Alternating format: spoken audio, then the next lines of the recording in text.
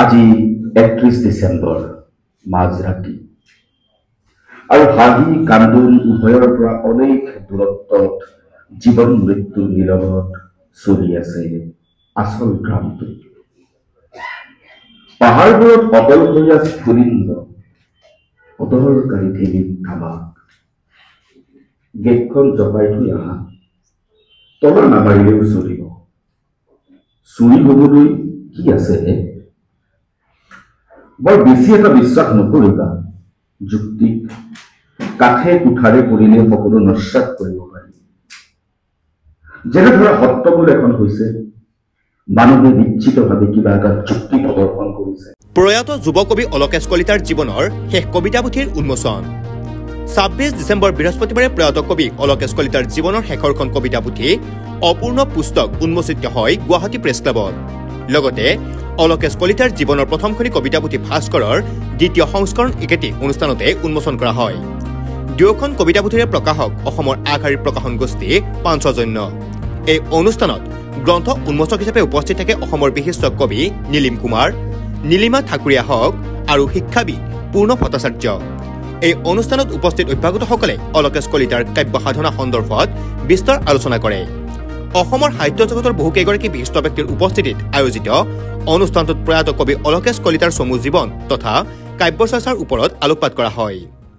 অলকেশ কলিতাৰ কবিতাৰ যিটো ধাৰা, সেই ধাৰাটো অসমীয়া কবিতাৰ কাৰো কবিতাৰ লগত নিমিলে।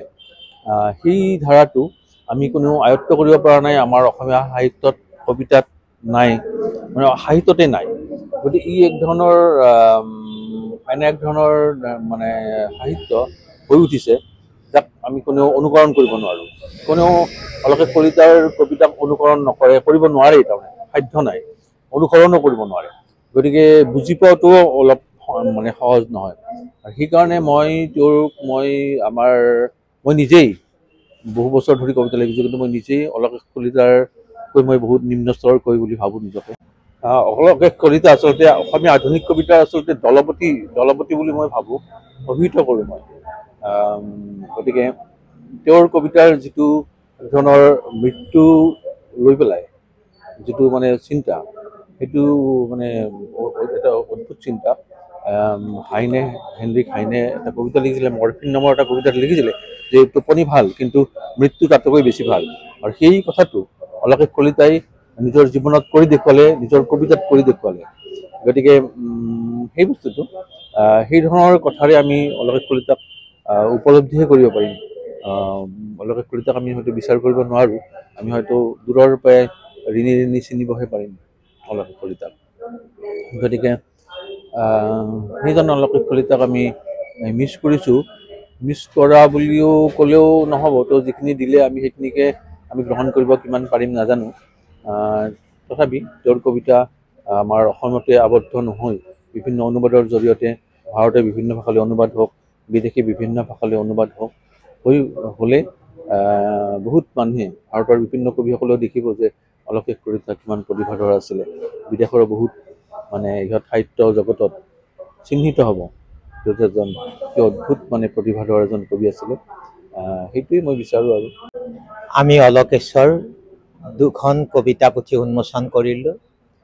এখন দ্বিতীয় সংস্কৰণ কবিতা পুথিখনৰ নাম ভাস্কৰ, আৰু তেওঁৰ প্ৰকাশ নোহোৱা, ইতিমধ্যে আমাৰ মাজৰ পৰা আঁতৰি যোৱা এখন গ্ৰন্থ অপূৰ্ণ পুস্তক উন্মোচন কৰিলোঁ।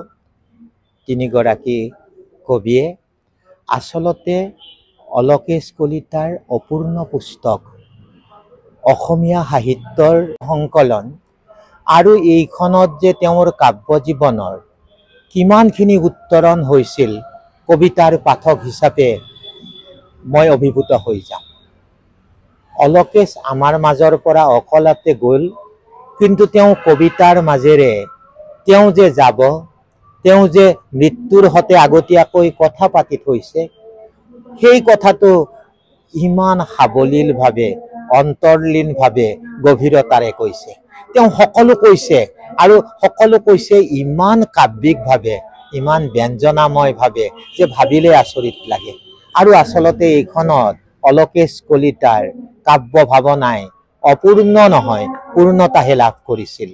আচলতে এইখনক পাঠক সমাজে আদৰি ল'বতো ল'বই, আৰু এইখন যদি ইংৰাজী ভাষাত অনুবাদ কৰাৰ এটা গভীৰ সাধনা লোৱা হয়, পাতলকৈ নহ'ব। তেতিয়া মই ভাবোঁ অসমীয়া কবিতাৰ এটা নতুন চিন্তন ভাৰতীয় পাঠকেও পাব। নতুন চামৰ মাজত এইটোতো কমে, আনকি বয়োজ্যেষ্ঠ কবিসকলৰ মাজতো এনেধৰণৰ চিন্তাধাৰা পোৱা নাযায়, আৰু অলকেশক আনে অনুকৰণ কৰিব পৰাৰ সামৰ্থ্য আন কবিৰ নাই বুলিয়ে মই ভাবোঁ। Stay informed, stay ahead. News NE 365.